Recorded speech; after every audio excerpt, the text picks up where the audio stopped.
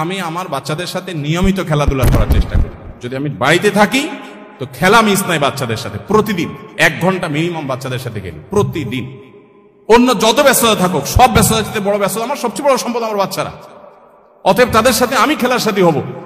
কোন বাচ্চার সাথে খেলতে গিয়ে সে নষ্ট হবে না হবে আমি সময় দেবো তাদেরকে, এবং তাদের গল্পগুলো আপনি শুনবেন, আপনি নিজে তাদেরকে গল্প বলবেন, তাদের পড়ালেখার সাথী হয়ে যাবেন, মেশার চেষ্টা। বেশিরভাগ বাবা মা সন্তানকে সময় দিতে চান না, টিচারের কাছে দিয়ে রাখেন, আপনার কাজের বুয়ার কাছে দিয়ে রাখেন, অমুকের কাছে দিয়ে রাখেন, তমুকের। মায়েরা তো আজকাল বাচ্চাদেরকে ভালো করে নাস্তাও দিতে রাজি না। আমরা যারা মাদ্রাসা চালাই আমরা জানি, টিফিন দিয়ে দিবেন কি অল টাইমের একটা প্যাকেট ধরাই দিবেন, রেডিমেড কিছু ধরাই দিবেন। আপনার বাচ্চাকে আপনি রেডিমেড এগুলো দিয়ে দিচ্ছেন, আপনি বুড়ো হন এই বাচ্চা আপনাকে বৃদ্ধাশ্রমে পাঠাবে, এরকম অল টাইম ধরাই দিবে। বাচ্চাকে হেলদি কিছু একটু রেডি করে দেন, ভালো কিছু একটু নিজে রান্না করে দেন। মায়েরা আজকাল অলস, ওই রেডিমেড কিছু দিয়া যেতে পারলে বাঁচে। বাপেরা অলস, বাচ্চাকে সময় দিতে রাজি না। সার পড়াক, আপনি নিজে আপনার বাচ্চাকে কদিন পড়ান। এই জন্য বাচ্চাদেরকে সময় দিবেন। সময় না দিলে বাচ্চারা কখনো মানুষ হওয়া এটা সম্ভব না। যত বাচ্চা মানুষ হয়েছে দেখবেন বাবা মা অনেক বেশি তাদেরকে সময় দিয়েছে। 5 নম্বর যে পয়েন্ট আমি বলতে চাই তা হলো হালাল উপার্জন আপনার বাচ্চাকে সৎ মানুষ হতে সাহায্য করবে। আপনি হারাম উপার্জন করবেন, 2 নম্বর কামাই করবেন, আর আশা করবেন যে আল্লাহ বেলগাছে তুমি তাল দিয়া দাও মালিক, মাবুদ। মালিক শুনবেন না, মালিক আপনার বেলগাছে তাল দিবেন না। আপনি তাল গাছে তাল আশা করতে পারেন।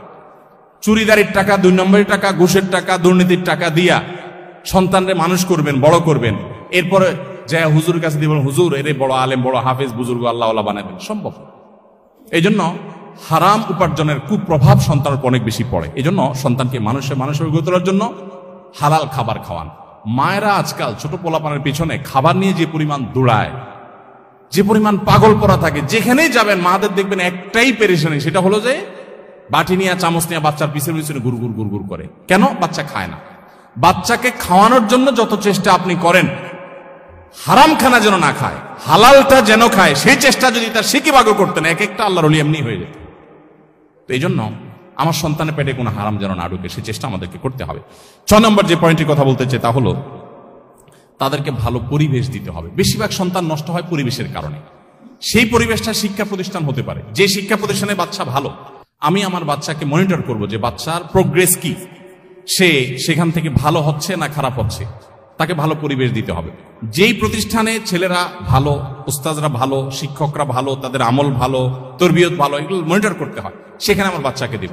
যে প্রতিষ্ঠানে যায় শিক্ষার সাথে কুশিক্ষা শিখে আসে, সেখানে আমার বাচ্চা দিব না। তাকে ভালো পরিবেশ, কারণ সে নষ্ট হবে ভালো খারাপ পরিবেশে গিয়ে।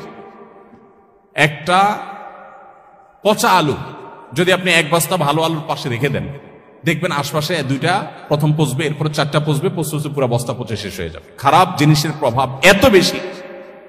অতএব আপনার বাচ্চা, আপনি যে ফ্যামিলির সাথে বন্ধুত্ব থাকবে, বন্ডিং থাকবে, আসা যাওয়া থাকবে, আপনি দেখবেন সে ফ্যামিলি বাচ্চাগুলো কি করে। ওইগুলো গেমে আসক্ত, ওইগুলা কার্টুন দেখার রুগী।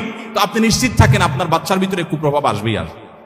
আপনি সেই ফ্যামিলি বাচ্চার সাথে মিশবেন যারা এই গেম, কার্টুন আর এই সমস্ত আজেবাজে জিনিসে আসক্ত নয়। আজকাল যত বাচ্চা কাচ্চা আছে দেখবেন বেশিরভাগই আমার কাছে অসুস্থ মনে হয়। অসুস্থ মনে করেন বাসায় কোনো মেহমান আসছে, দেখবেন চিপিচ্ছি পোলাপান এরকম ঠুস ঠুস করে শুধুমাত্র গুলি দেখায়। কারণ সারাদিন সে কার্টুনে কি দেখে, এসব দেখে। সব বাচ্চা দেখবেন, বেশিরভাগ বাচ্চা দেখবেন ক্রেজি হয়ে উঠতেছে, তাই না? খুব জেদি হয়ে উঠতেছে। মা বাবা আবার গর্ব করে বলে বাচ্চাটা অনেক রাগী, মানে মনে হচ্ছে যে উনি অনেক গর্ববোধ করতেছে। এটার কারণে বাচ্চা যে অসুস্থ এটা জানেই না। আমরা আমাদের শৈশবে যেসব বাচ্চা কাচ্চা দেখছি এখনো মনে পড়ে। আমাদের বয়সের যারা আছেন, আরো সিনিয়র যারা আছেন তারা জানেন, বাচ্চা বেশিরভাগ ওই যে ভেদা মাছের মতো ছিল। ভেদা মাছ চিনেন? ভেদা মাছ না, চুপচাপ থাকে, এরকম বাচ্চাদেরকে বেশিরভাগ দেখা যায়। বেশি ক্ষুধা লেগে গেছে, ব্যথা পাইছে, একটু কামতো টানতো। আর এখন পোলাপান 1.5 বছর 1 বছর থেকে পোলাপান দেখা যায় এমন ক্রেজি যে চুন থেকে নুন করছে তো সব ভাঙচুর শুরু করে দেয়, তাই না?